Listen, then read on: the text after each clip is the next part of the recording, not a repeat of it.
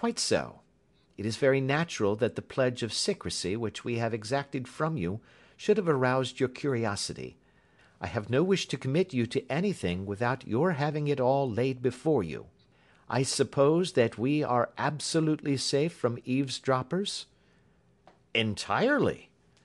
"Then the matter stands thus.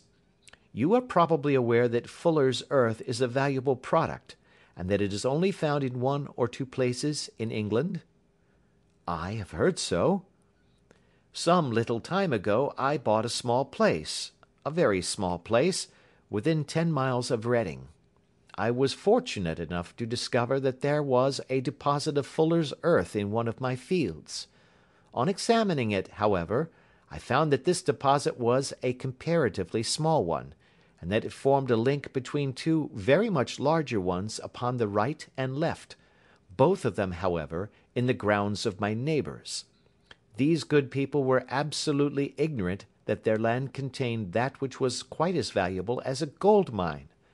Naturally, it was to my interest to buy their land before they discovered its true value, but unfortunately I had no capital by which I could do this.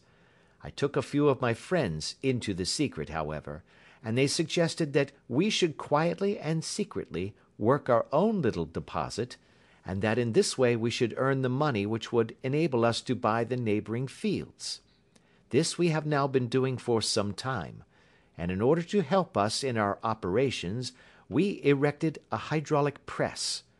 This press, as I have already explained, has got out of order, and we wish your advice upon the subject. We guard our secret very jealously, however, and if it once became known that we had hydraulic engineers coming to our little house, it would soon rouse inquiry, and then, if the facts came out, it would be good-bye to any chance of getting these fields and carrying out our plans. That is why I have made you promise me that you will not tell a human being that you are going to Eyford tonight. I hope that I make it all plain?" "I quite follow you," said I. "The only point which I could not quite understand was, what use you could make of a hydraulic press in excavating Fuller's earth, which, as I understand, is dug out like gravel from a pit." "Ah," said he carelessly, "we have our own process. We compress the earth into bricks, so as to remove them without revealing what they are. But that is a mere detail. I have taken you fully into my confidence now, Mr. Hatherley, and I have shown you how I trust you." He rose as he spoke. "I shall expect you, then, at Eyford at 11:15. "I shall certainly be there." "And not a word to a soul." He looked at me with a last long, questioning gaze, and then, pressing my hand in a cold, dank grasp, he hurried from the room.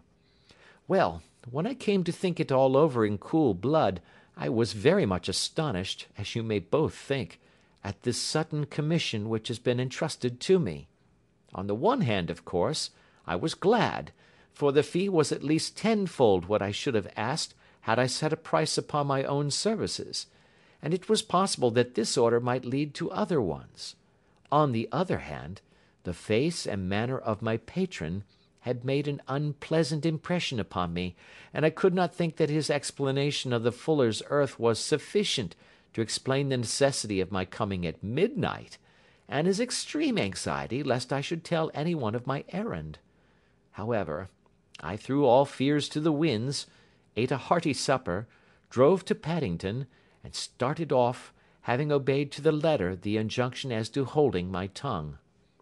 At Reading I had to change not only my carriage but my station. However, I was in time for the last train to Eyford, and I reached the little dim-lit station after 11 o'clock. I was the only passenger who got out there, and there was no one upon the platform save a single sleepy porter with a lantern. As I passed out through the wicket gate, however, I found my acquaintance of the morning waiting in the shadow upon the other side. Without a word he grasped my arm and hurried me into a carriage, the door of which was standing open.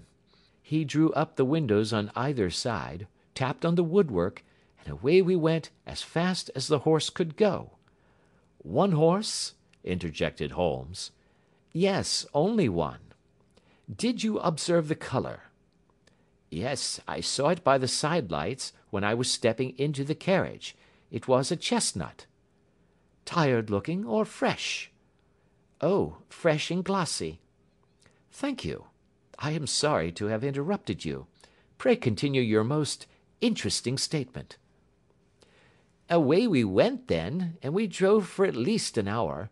Colonel Lysander Stark had said that it was only 7 miles, but I should think, from the rate that we seemed to go, and from the time that we took, that it must have been nearer 12. He sat at my side in silence all the time, and I was aware, more than once when I glanced in his direction, that he was looking at me with great intensity. The country roads seemed to be not very good in that part of the world, for we lurched and jolted terribly. I tried to look out of the windows to see something of where we were, but they were made of frosted glass, and I could make out nothing save the occasional bright blur of a passing light.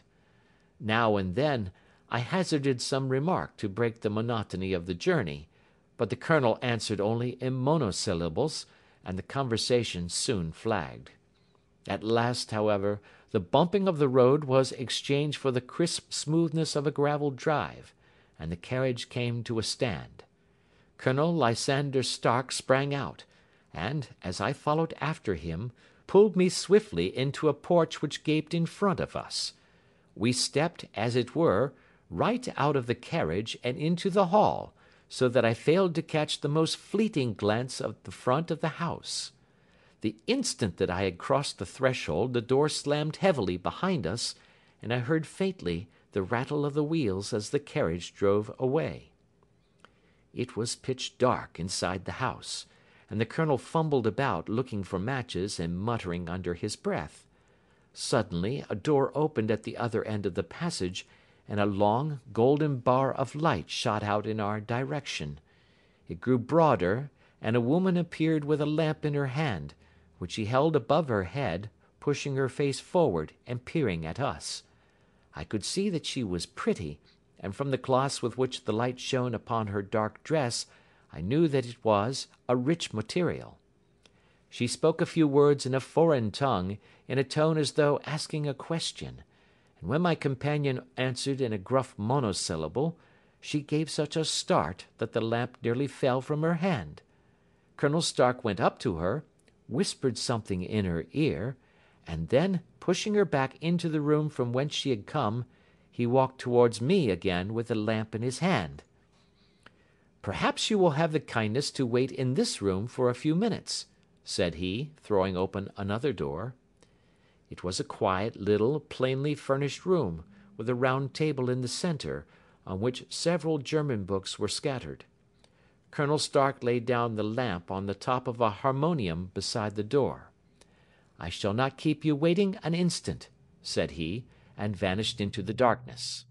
I glanced at the books upon the table, and in spite of my ignorance of German I could see that 2 of them were treatises on science, the others being volumes of poetry.